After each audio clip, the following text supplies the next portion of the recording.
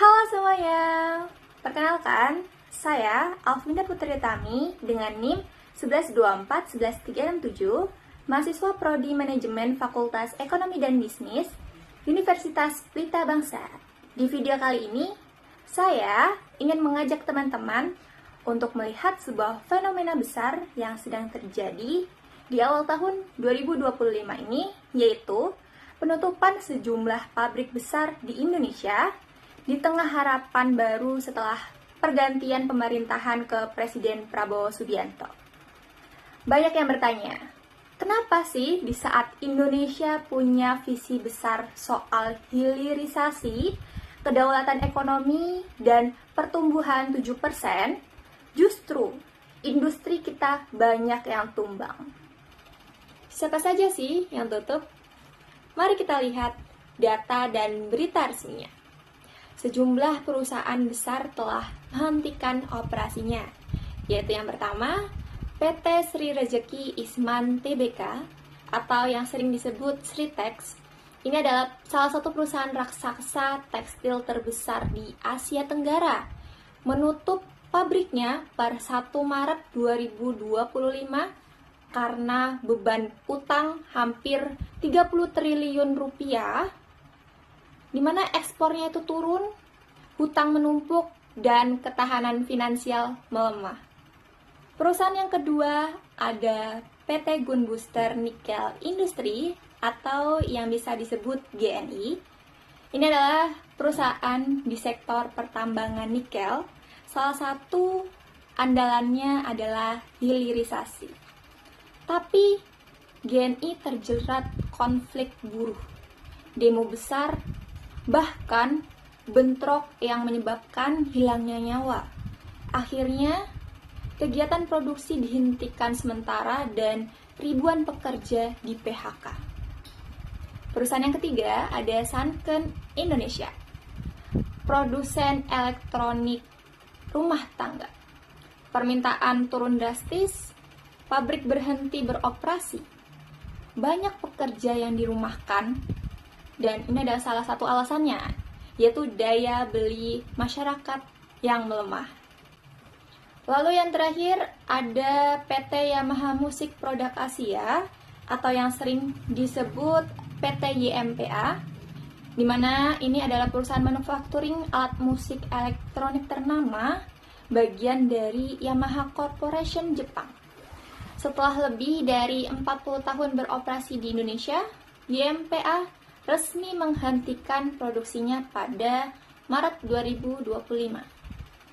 Faktor penyebabnya adalah penurunan permintaan global, efisiensi biaya produksi, dan relokasi pabrik ke negara lain dengan biaya operasional yang lebih rendah.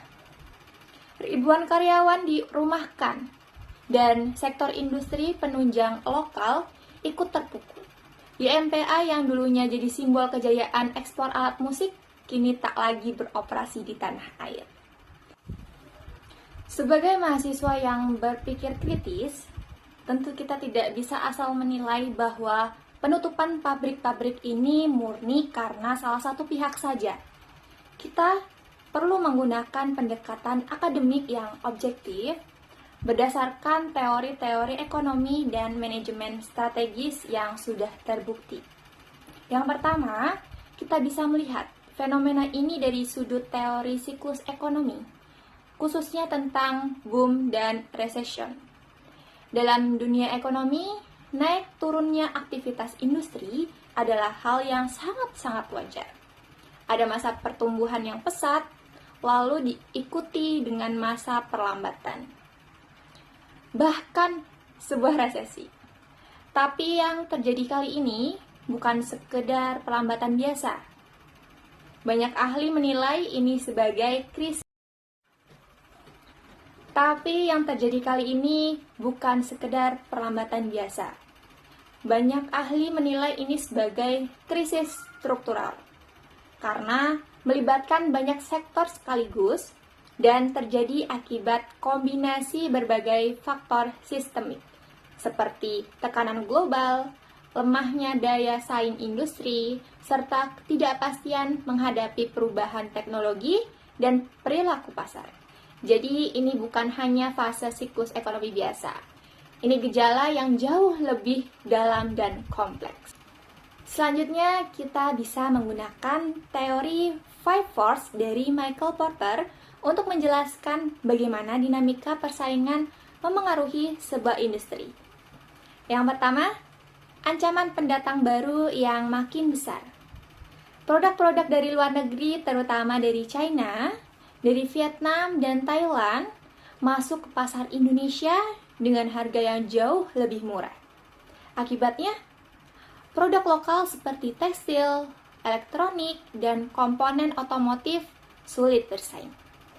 Yang kedua, kekuatan pemasok juga menjadi sebuah tekanan. Harga bahan baku seperti kapas, nikel, dan komponen impor terus naik, terutama karena ketidakstabilan geopolitik global dan fluktuasi nilai tukar. Banyak perusahaan dalam negeri tidak memiliki alternatif pasokan yang efisien. Yang ketiga, ada kekuatan pembeli, yaitu konsumen, juga berubah. Masyarakat makin selektif dan sensitif terhadap sebuah harga. Mereka lebih memilih produk yang lebih murah atau memiliki fitur digital meskipun bukan buatan lokal. Yang keempat, ada ancaman produk substitusi yang juga meningkat. Misalnya, alat elektronik buatan luar dengan fitur smart home menggantikan produk lama yang tidak lagi relevan. Di bidang tekstil, preferensi pasar juga bergeser ke produk ramah lingkungan dan cepat mode atau fast fashion yang banyak dipenuhi oleh merek luar. Yang kelima dan terakhir, persaingan antar perusahaan dalam industri sendiri semakin ketat. Perusahaan saling banting harga, tapi karena tidak diimbangi dengan efisiensi dan inovasi, justru saling menghancurkan margin keuntungan. Akibatnya, banyak perusahaan yang tidak bisa bertahan. Nah, kalau kita lanjut nih ke teori keunggulan kompetitif dan Porter, maka terlihat jelas bahwa banyak sekali perusahaan yang gulung tikar ini gagal mempertahankan keunggulan bersaing mereka. Mereka tidak lagi memiliki keunikan atau kekuatan yang membedakan mereka dari kompetitor. Beberapa kegagalannya diantara lain: 1. Tidak ada inovasi produk yang relevan dengan tren pasar, seperti produk ramah lingkungan, hemat energi, atau yang berbasis digital. Yang kedua, gagal mencapai cost leadership, karena biaya produksi mereka tetap tinggi, sementara kompetitor bisa menjual dengan harga yang lebih murah. Yang ketiga, branding yang lemah. Tidak mampu membangun loyalitas pelanggan, terutama di pasar lokal yang sebenarnya sangat potensial. Kemudian, saya ingin mengaitkan dengan model 7S McKinsey. Model ini menekankan bahwa keberhasilan organisasi tidak hanya ditentukan oleh strategi, tapi oleh tujuan elemen yang saling terhubung. Dari sisi strategi, banyak perusahaan yang tidak melakukan diversifikasi pasar. Mereka terlalu tergantung pada ekspor dan gagal membangun pasar domestik. Yang kedua itu struktur organisasinya. Lambat merespon perubahan. Hierarki yang kaku dan birokratis membuat mereka tidak bisa bergerak cepat saat krisis. Yang ketiga ada sistem, yaitu sistem manajemen dan keuangan. Banyak yang lemah. Tidak ada kontrol keuangan yang sehat, tidak ada data operasional yang real time. Lalu yang keempat, skill, staff, style, dan spare values juga bermasalah. Karyawan tidak dibekali keterampilan baru, Gaya kepemimpinan terlalu otoriter, dan nilai-nilai organisasi tidak mendukung budaya perubahan atau inovasi. Dan yang terakhir, kita lihat dari teori perubahan organisasi, terutama dari Kurt Lewin dan John Kotter. Kurt Lewin menyebutkan ada 3 tahapan perubahan. Yang pertama, unfreezing, yaitu kesadaran untuk berubah. Yang kedua itu ada changing, yaitu proses transformasi. Yang ketiga itu refreezing, yaitu penanaman kebiasaan baru. Nah, banyak perusahaan di Indonesia itu gagal tahap awal, yaitu unfreezing. Mereka tidak sadar bahwa dunia sedang berubah dan tidak membangun sense of urgency. Mereka ketika perubahan dipaksakan karena tekanan krisis, mereka pun gagal dalam tahap changing. Tidak ada strategi yang jelas, tidak ada pelibatan karyawan, dan tidak ada quick wins. Akhirnya, refreezing atau pembentukan budaya baru juga gagal karena terlalu banyak resistensi internal.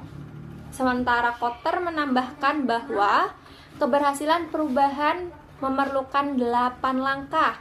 8, Salah satunya adalah menciptakan coalition for change, membangun visi yang jelas, dan menciptakan kemenangan kecil sebagai pijakan awal.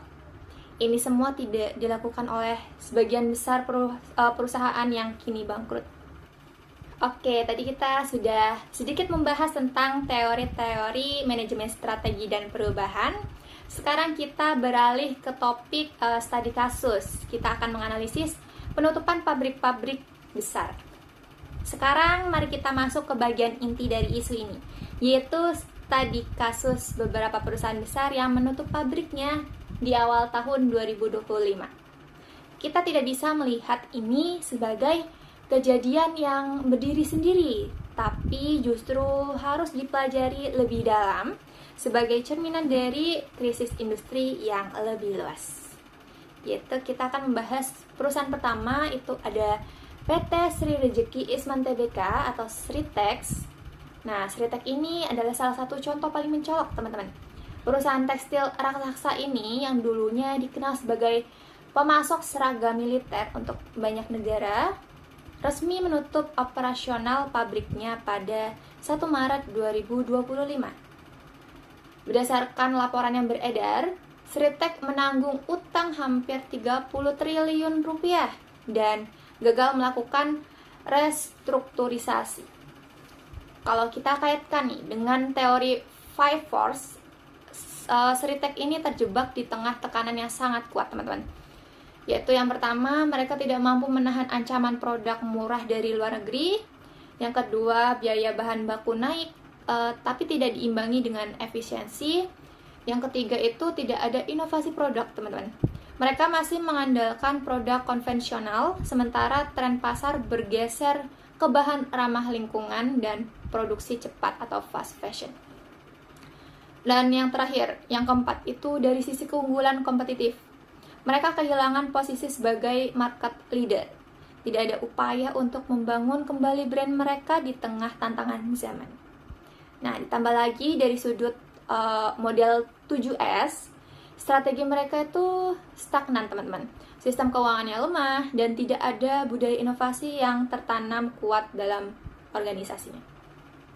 Perusahaan yang kedua itu ada Sanken. Sanken juga termasuk dalam deretan pabrik yang terdampak.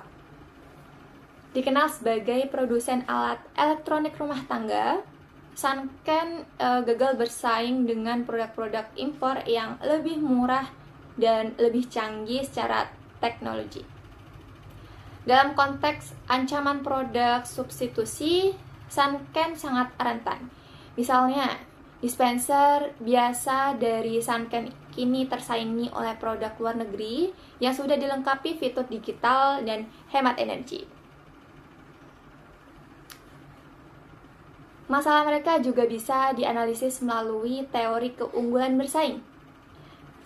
Sanken tidak memiliki nilai tambah yang signifikan dibandingkan kompetitor mereka.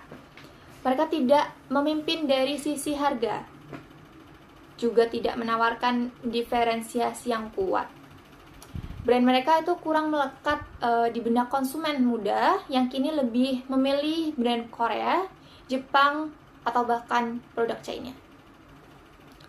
Dari sisi struktur dan sistem organisasinya, kemungkinan besar ada hambatan internal yang membuat proses inovasi berjalan lebih lambat. Transformasi digital juga tidak dilakukan secara agresif. Lalu, perusahaan ketiga ada PT Gunbuster Nickel Industry atau biasa disebut GNI. Kasus PT GNI juga menarik karena ini bukan hanya soal bisnis, tapi juga menyangkut isu sosial dan hubungan industrial. GNI yang bergerak di industri nikel harus menghadapi pemogokan buruh, konflik internal, dan isu pelanggaran keselamatan kerja yang akhirnya memengaruhi pada penghentian operasi. Ini bisa dikaitkan dengan model McKinsey 7S, terutama di elemen staff, style, dan shared values.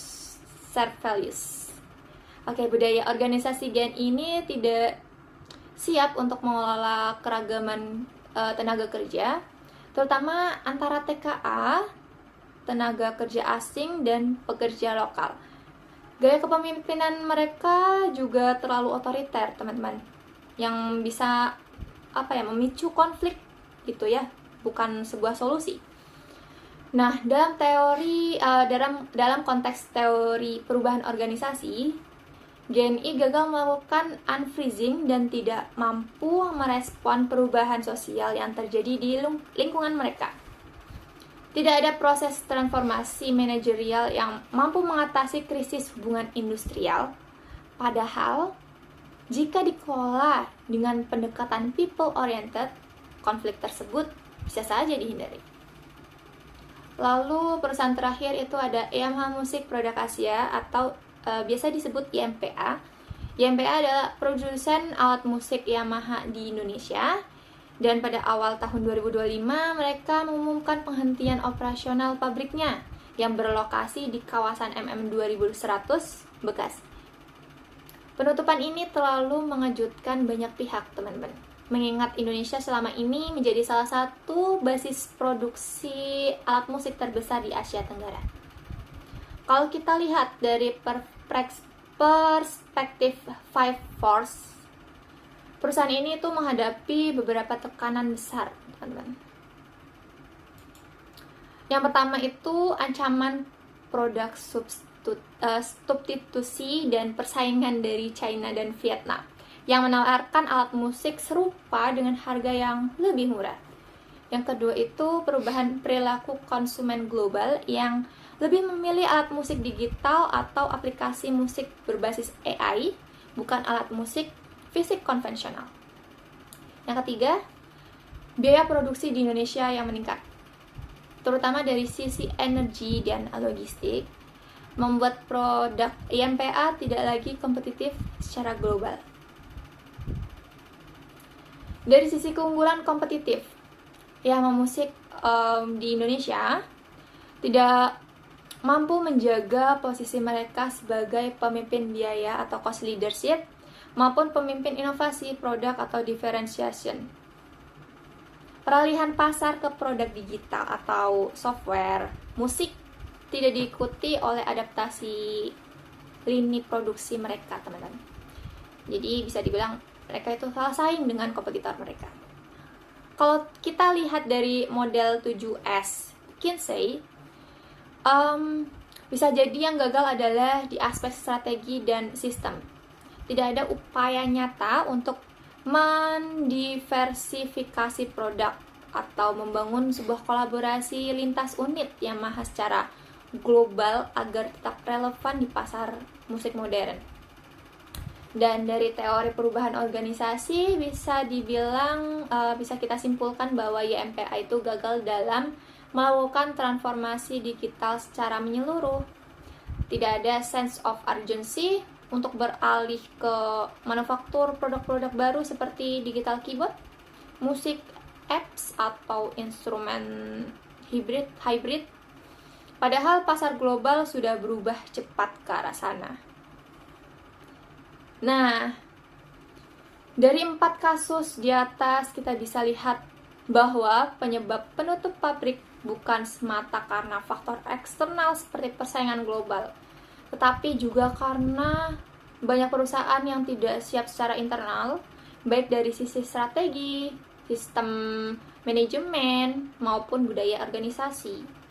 Dan yang lebih mengkhawatirkan, jika perusahaan besar saja tidak bisa saja runtuh karena tidak bisa adaptif, bagaimana dengan UMKM dan industri kecil yang modal serta sumber dayanya jauh lebih terbatas?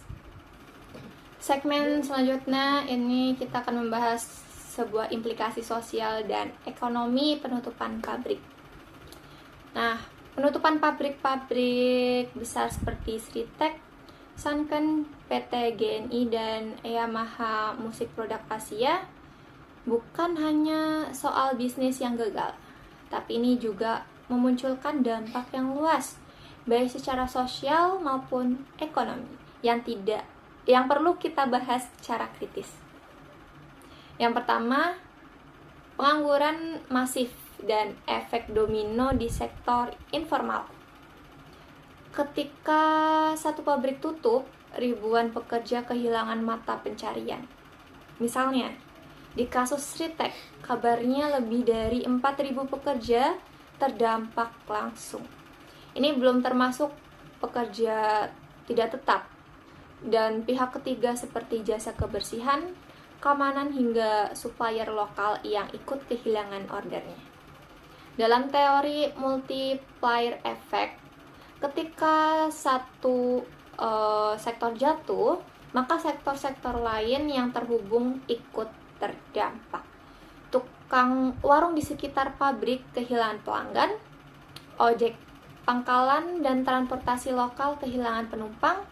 Akhirnya terjadi efek berantai yang memperburuk kondisi ekonomi lokal.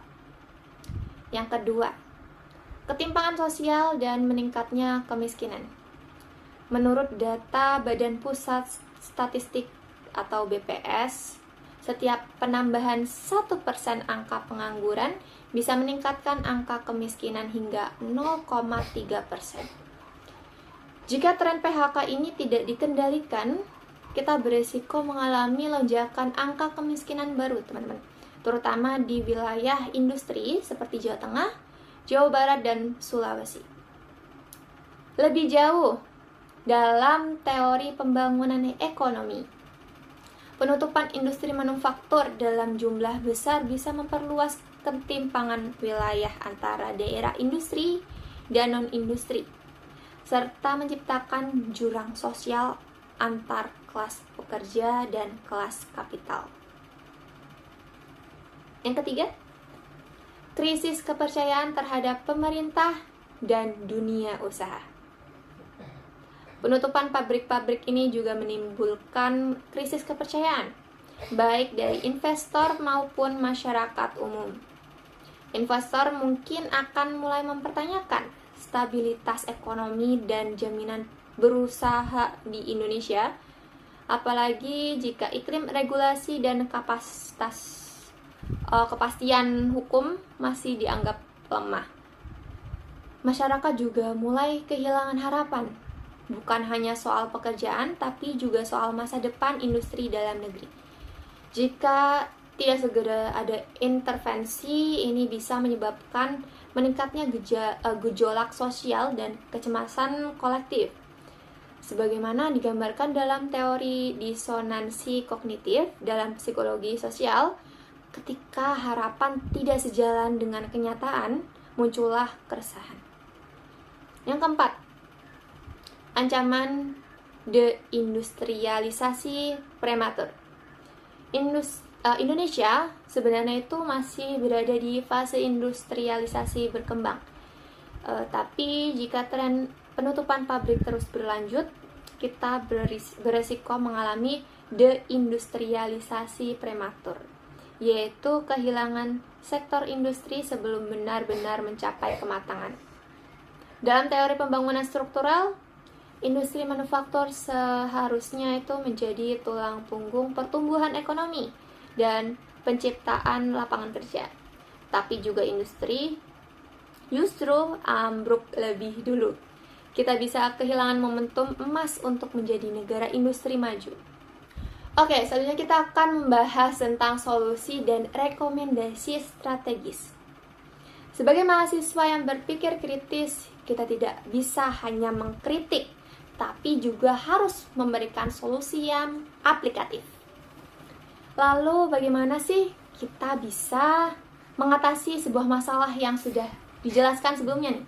Berikut ini adalah beberapa rekomendasi berdasarkan teori-teori yang telah kita bahas. Yang pertama, diversifikasi industri dan dukungan untuk transformasi digital.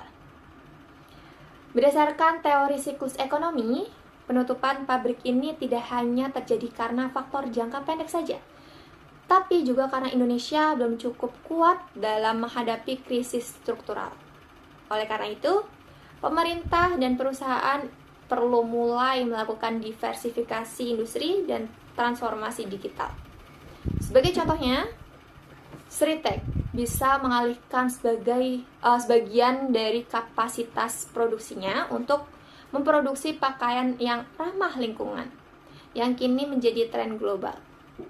Sunken bisa mengembangkan produk berbasis teknologi seperti perangkat rumah pintar atau smart home untuk menyesuaikan dengan kebutuhan pasar digital.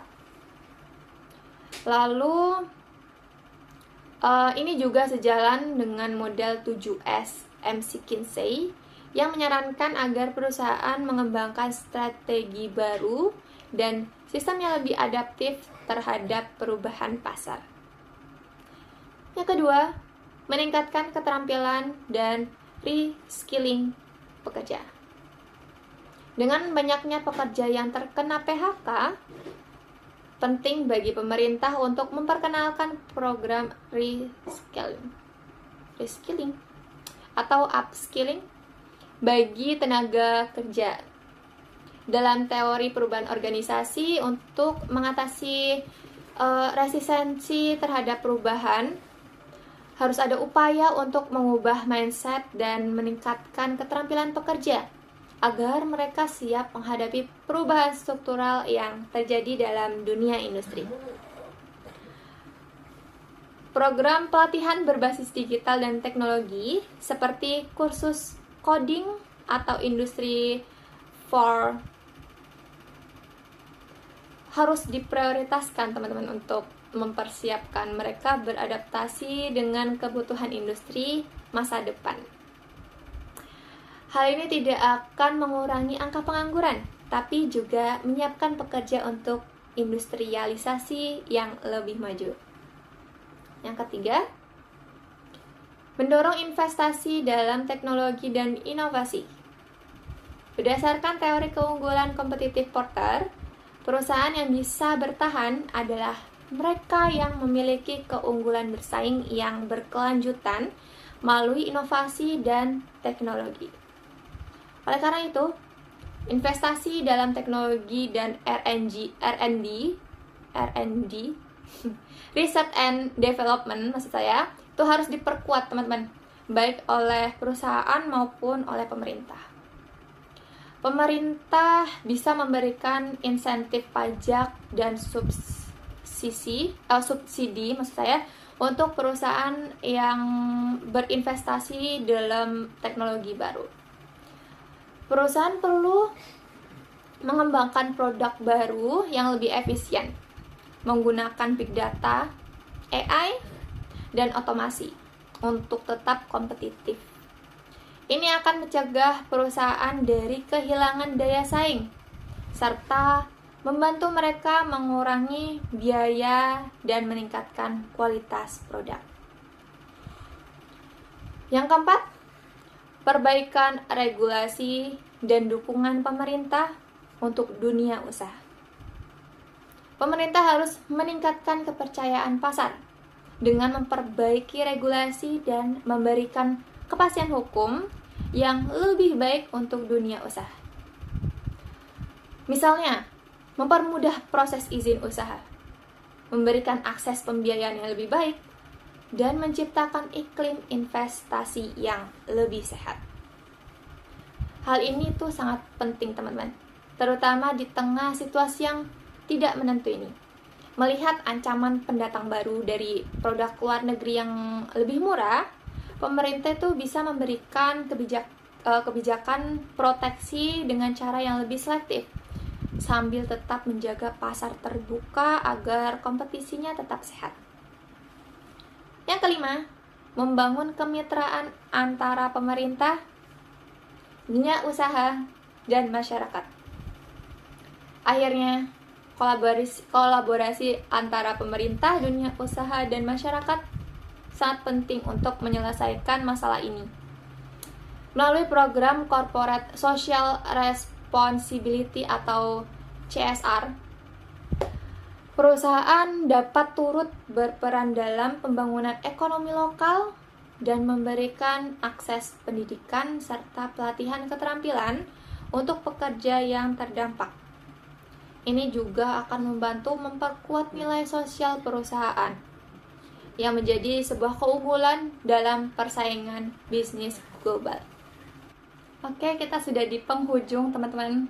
Nah, sebagai mahasiswa yang berpikir kritis, kita harus memahami bahwa penutupan pabrik-pabrik besar di Indonesia adalah gejala dari masalah struktural yang lebih dalam. Dengan memanfaatkan teori-teori yang relevan, kita bisa memahami akar penyebabnya dan mengusulkan solusi yang tidak hanya berbasis teori, tetapi juga berdasarkan bukti konkret yang ada di lapangan. Krisis yang terjadi harus menjadi pembelajaran bagi kita semua untuk lebih adaptif terhadap perubahan dan lebih siap dalam menghadapi tantangan industri di masa depan. Tidak hanya pemerintah saja dan perusahaan, tetapi kita sebagai generasi muda juga harus ikut andil dalam pembangunan Indonesia yang lebih maju dan lebih berkelanjutan. Terima kasih atas perhatian kalian dan semoga analisis ini memberikan wawasan kita yang lebih mendalam mengenai isu ini. Sekian dari saya, Alvinda. Minta maaf apabila banyak kekurangan dalam presentasi ini. Mohon maaf lahir dan batin. Wassalamualaikum warahmatullahi wabarakatuh. Bye-bye.